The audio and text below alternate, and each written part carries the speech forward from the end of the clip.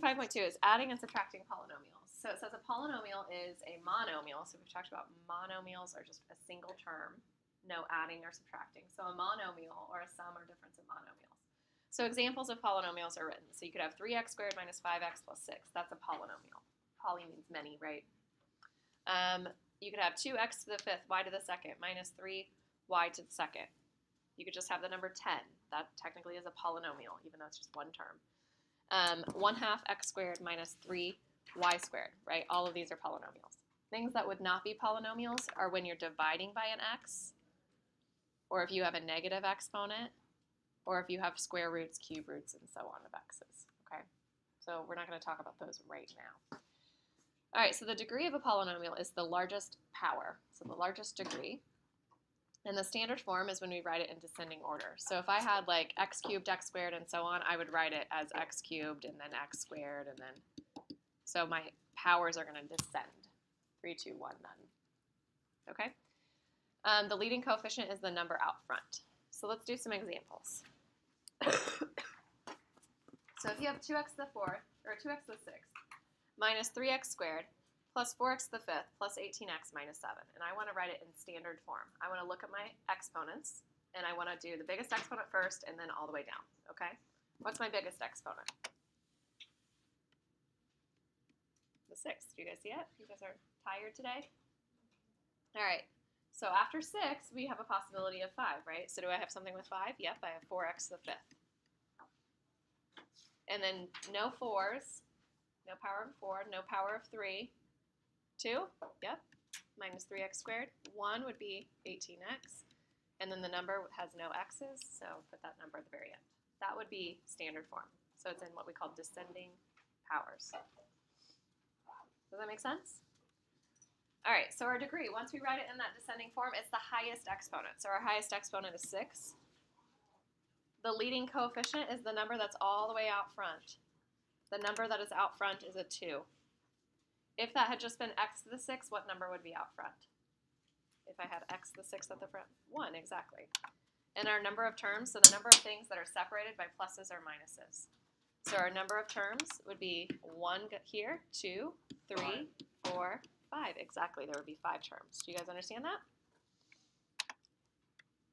So the next one, standard form. So we're going to write it in descending powers.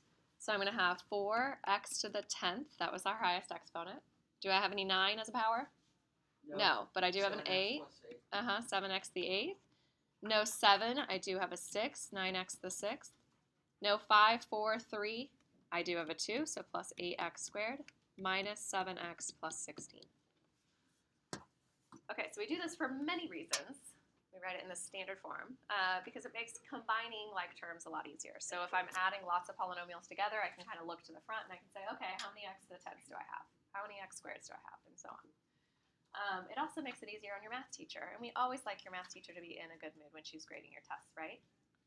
Yeah, so when you write your polynomials in the end, you make it very easy for me and you write it in descending powers, okay? Degree. So what's our highest exponent? 10. Leading coefficient? 4. Number of terms? 6. Yep, you got it. Tess is on it. Are the rest of you guys on it? All right. So to add or subtract polynomials, we combine like terms, okay? So like terms not only have the same variable, so like x's, y's, z's, but they have the same exponents on those variables, okay? So if I have an x squared y, I can only combine it with an x squared y. I can't combine it with an xy squared. Does that make sense? So same exponents on those variables. So it starts out pretty basic. We've done things like this before, right, when we're solving equations. So if I have 4w plus 5 plus 17w minus 7, I would get a total of 21w minus 2, right? 5 plus a negative 7. Done. Do we like that? All right. Same idea, but now what if we have x squareds as well? You got it? So I would think about my x squareds. I'd say, okay, I have a 6x squared and I have a negative x squared. So when I combine those, I get 5x squared. And then the next one, I have 8x and I have a 4x. So those combine to be 12x. Notice how I didn't write 12x squared. I didn't multiply my x's. Okay, just like apples and oranges. If I have 12 apples plus 4 apples, it's still 16 apples, right, in an apple squared. All right, so the next one. So if I have negative 2 and I'm adding it to 8. Negative 6. Sorry, 6. 6, yep. So I get 5x squared plus 12x plus 6. So this next one is different. So be very, very careful. What do I have to do first on the next one? Ryan, any ideas? What's different about this next one? I think his mouth's full of, an orange. I thought it was a Laffy Taffy the way you're chewing, which would be really mean to call on you with a Laffy Taffy. All right, Xavier, help him out. There's only one x. That's different. What else? Yeah, what do you think? Cameron? Actually, yeah, that's really different. What about this minus in between? Remember, we have a minus. We have to distribute it in. It's just like a negative 1, right? Same as negative 1. So we're going to distribute that negative 1 into everything. So we're going to simplify first. So we're going to have 3 minus 2x squared, and then I'm going to have minus x squared minus 6 plus x. Do you guys see how I did that? So when I multiply my negative n, I get a negative x squared, a negative 6, a positive x, right? I changed the signs. Now I'm ready to combine. So a lot of math textbooks in Algebra 1 make you line things up vertically. Did you guys do that in pre-algebra? Line things up vertically. So sometimes people say, oh, I'm going to put the negative 2x squared, and then I'm going to put a negative x squared below it, and then I'm going to put the x, and I'm going to put the 3, and I'm going to put the negative 6, and so on, and then add straight down. Okay, I feel like that's really time-consuming. I don't do that. Are you guys okay if I don't add them vertically? Yeah, so we can kind of look through, and sometimes it helps to have colored pencils and so on as you guys are working on your homework. So as I look through, I look for my largest degree, which is x squared. So I have negative 2x squared minus another x squared. So how many x squareds do I get? Negative 3x squared, exactly. Then I look through for anything that has an x. So I have plus x. That's the only thing, right? And then be careful. I have a 3 and a negative 6. Don't think that that's negative 3. Remember, if you're confused, put a sign in front of it. So we have 3 and we have negative 6. So 3 minus 6, negative 3. That would be our answer. Is this kind of making sense? All right, do you guys want to try number 4? It's a longer one. See if you can get number 4.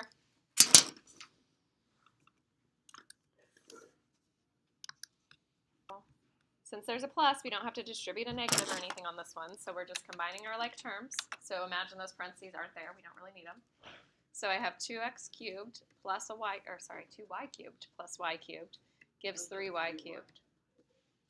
Because it's like a 1y cubed there, so you can put a little 1 in front of it. So 2y cubed plus 1y cubed is 3y cubed. And then I have 5y squared. So I have plus 5y squared. That was the only thing that had a squared. And then I have 7y minus y. So I get positive 6y, right? Negative 1 plus 7 is positive 6. And then the last thing I have is 9 plus 4, so I get plus 13. And that's our answer. So we just combine our like terms. And then our very last one has a negative. So the first thing we have to do is distribute the negative. So we're distributing this negative into the second polynomial.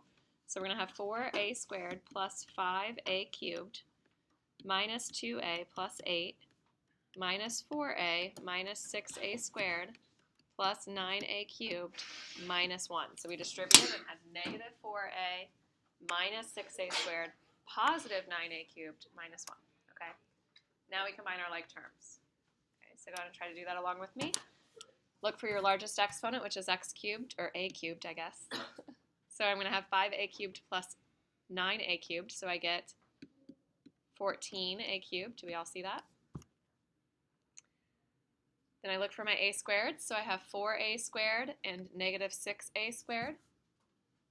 So when I combine, I get negative 2a squared. Then my a's, I have negative 2a minus 4a, so negative 6a.